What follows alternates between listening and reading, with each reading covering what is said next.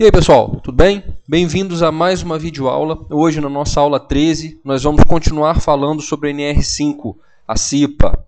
E como prometido no nosso último encontro, hoje nós vamos focar principalmente o processo eleitoral da CIPA, que é um item que traz muitas dúvidas para todo mundo. Então vamos direto para o item 5.38. Compete ao empregador convocar eleições para escolha dos representantes dos empregados na CIPA no prazo mínimo de 60 dias antes do término do mandato em curso. Nada melhor do que a gente falar do processo eleitoral da CIPA do que a gente estabelecer uma linha do tempo em que a gente usa como parâmetro o dia que termina o mandato atual da CIPA, porque eu estou chamando na nossa linha aí de dia X. Esse dia X é o dia que termina o mandato atual e, como diz o item 5.38, 60 dias antes, no mínimo, o empregador tem que convocar as eleições. Vamos chamar esse dia aí na nossa linha do tempo de dia X menos 60.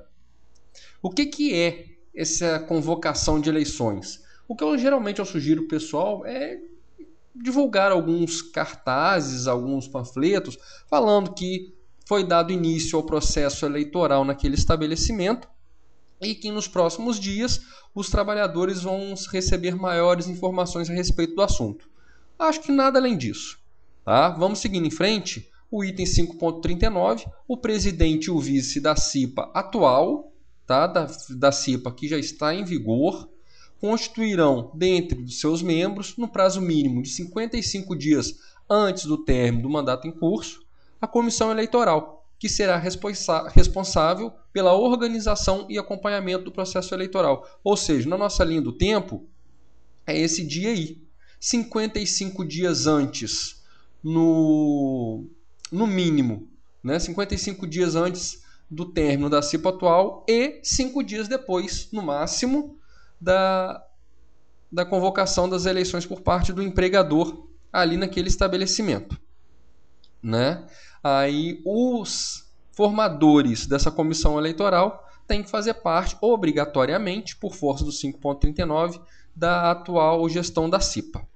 O item 5.40 traz algumas condições para que seja válido o processo eleitoral. A primeira delas, publicação e divulgação de edital em locais de fácil acesso e visualização.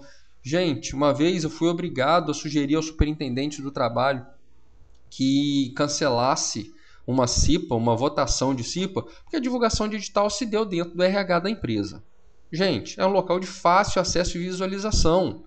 É do lado do cartão de ponto, do lado de bebedouro, na entrada, de banheiro, de vestiário, de refeitório, e dentro de elevador, mural de recado. Gente, editais em locais de fácil acesso e visualização.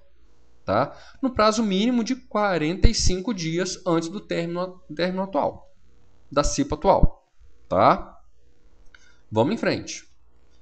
Inscrição e eleição individual, sendo que o período mínimo para inscrição será de 15 dias. Na nossa linha do tempo, a gente vê aí o período que termina o período de inscrição é de 30 dias antes do término da gestão atual. Por quê? Porque assim, 45 dias antes você tem que publicar o edital e esse edital tem que estar exposto para divulgação um período mínimo de 15 dias, porque é o período mínimo de inscrição que o pessoal tem direito. Esse período mínimo de inscrição vai acabar 30 dias antes do término da CIPA atual. Ok? Liberdade de inscrição para todos os empregados do estabelecimento, independente de setor, local de trabalho e com fornecimento de comprovante. Gente, para todos os empregados, não importa se é o primeiro dia dele, se ele está em período de experiência, se ele está em aviso prévio, se a trabalhadora está para sair de licença maternidade, de férias. Todo empregado do estabelecimento tem direito a se candidatar e com fornecimento de comprovante. Por quê? Por causa disso aí, garantia de emprego para todos os inscritos até a eleição. Ah, mas e se o cara que está de aviso prévio se candidatar e foi eleito? Ele vai assumir, né? Mas a estabilidade dele não é mais forte que o aviso prévio. No dia que acabar o aviso prévio dele, ele vai para a rua. Tá? O aviso prévio é um trabalhador que já está com o contrato de trabalho encerrado. Então encerrou o contrato de trabalho dele. Ele não pode se candidatar na esperança de ganhar 2 anos de estabilidade. Não, ele já sabe que ele vai ser demitido. Ele se candidatou à CIPA, tudo bem. Foi eleito, tudo bem. Mas no dia que acaba o aviso prévio, ele está na rua.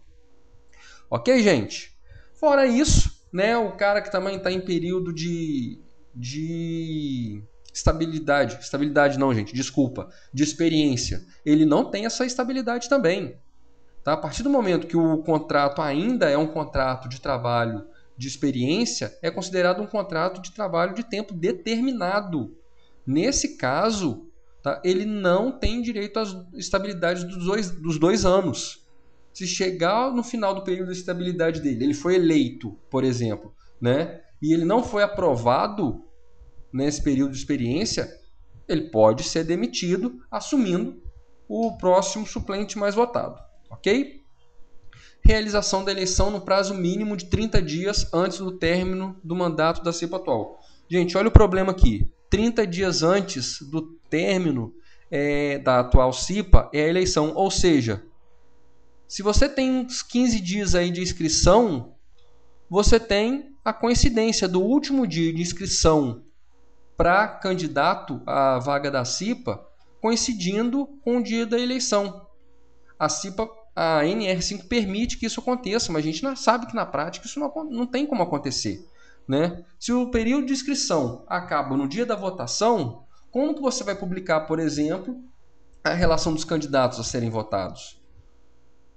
Não tem jeito. Por isso que a sugestão é começar esses prazos antes do estabelecido pela NR5, para quando chegar no dia da eleição, você já ter divulgado aí uns 5, 4 dias antes todos os candidatos, para o pessoal já ir pensando em quem votar, ok? Letra F, realização de eleição em dia normal de trabalho, respeitando os horários de turnos e em horário que possibilite a participação da maioria dos empregados. Gente, é a maioria dos empregados. São 3 turnos de 8 horas aquele estabelecimento, às vezes em ponto de apoio de ônibus, por exemplo, né? A CIPA vai ser feita ali. Então, nem todos os trabalhadores, nem todo mundo que usa aquele ponto de apoio trabalha no mesmo horário, no mesmo dia da semana. É importante que a votação aconteça no turno e no dia e no horário que possibilite a participação da maioria dos trabalhadores daquele estabelecimento, ok? Voto secreto, lógico, né? Apuração dos votos em horário normal de trabalho com acompanhamento da representação do empregador e dos empregados. Para quê? Para que amanhã ninguém possa acusar que houve fraude na contagem desses votos. Faculdade de eleição por meio eletrônico, não tem problema algum, e guarda pelo empregador de todos os documentos relativos à eleição por um período mínimo de 5 anos. Por quê? Porque essa documentação precisa ficar à disposição da fiscalização nesse período. Para a gente resumir o processo eleitoral, a gente sempre tomando por base o dia de encerramento da atual gestão, a gente tem o seguinte: 60 dias antes, a convocação da eleição por parte do empregador naquele estabelecimento. 55 dias antes, né, a formação da comissão eleitoral. 45 dias antes do término da atual gestão da CIPA, você tem a publicação do edital, né, e com a abertura do período de inscrição, que é um período mínimo de 15 dias. Né? Depois desse período de inscrição, no mínimo 30 dias antes do término da atual CIPA, você tem a data de votação e entre a feita a apuração dos votos, né, entre a apuração e o término da atual CIPA, você tem aí o período para a realização do treinamento desse pessoal.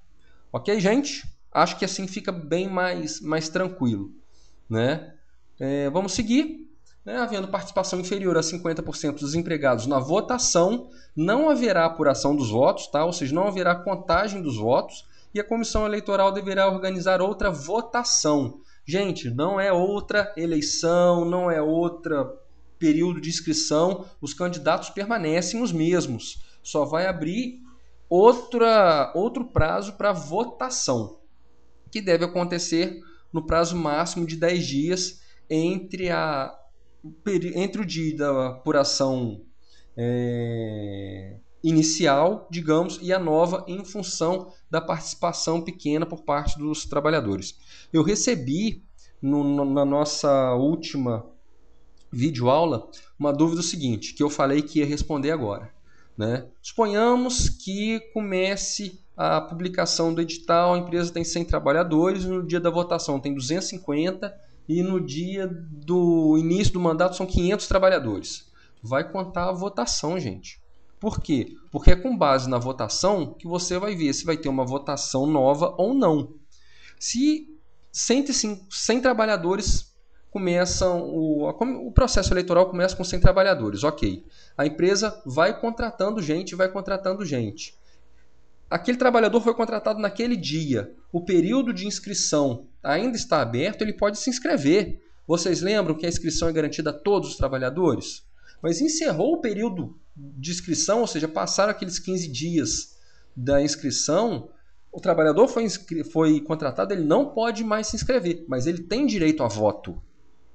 Tá? Se menos da metade votar, aí sim abre uma nova votação, não uma nova inscrição. Tá? Mas a empresa é feita a votação, o mínimo é atingido, é feita a apuração. A empresa continua contratando. No primeiro dia do mandato, a empresa já tem 500 trabalhadores, aí esses 500, essa paridade, né, o dimensionamento da CIVO para 500 trabalhadores vai ficar para a próxima eleição. Ok, gente? Ficou claro? Vamos seguir. O 542, as denúncias sobre o processo eleitoral deverão ser protocolizadas, né, no órgão local do Ministério do Trabalho até 30 dias após a data da posse dos novos membros da CIPO. Não adianta nada, 6 meses depois da posse, fazer uma denúncia que já passou o prazo. O 542.3, quando a anulação se der antes da posse, aí sim começa tudo de novo. Só começa tudo de novo no caso do cancelamento da eleição. Por alguma irregularidade, ou não foi liberada a inscrição para todos os candidatos, o pessoal não ganhou o comprovante, isso tudo é motivo para cancelar a eleição. Aí o mandato atual é prorrogado e abre-se a contagem daqueles prazos todos. Convocação das eleições, formação da comissão eleitoral, publicação de edital, 15 dias para inscrição, votação, apuração dos votos, ok? Tudo de novo. O 544, em caso de empate, assumirá aquele que tiver maior tempo de serviço no estabelecimento.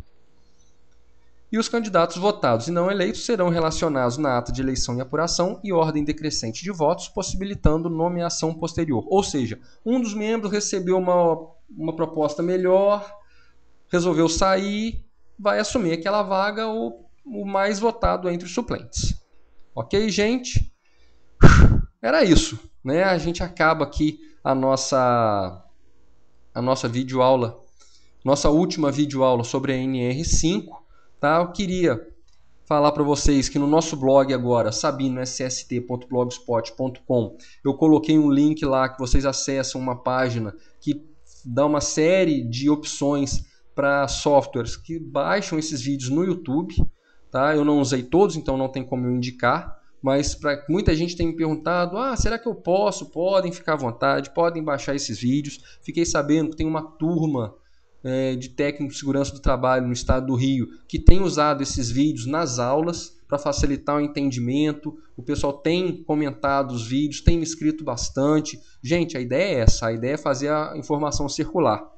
Eu peço desculpa para vocês pela extensão, mas eu acho que é um assunto que requer nossa atenção, por isso que essa videoaula foi a maior até agora. Nós já passamos aí dos 14 minutos, mas ela está acabando agora. Como sempre, YouTube, o Gmail, Facebook e Twitter estão aí à disposição. O meu obrigado a todos, fiquem com Deus e até a próxima se Ele quiser. Um grande abraço e tchau.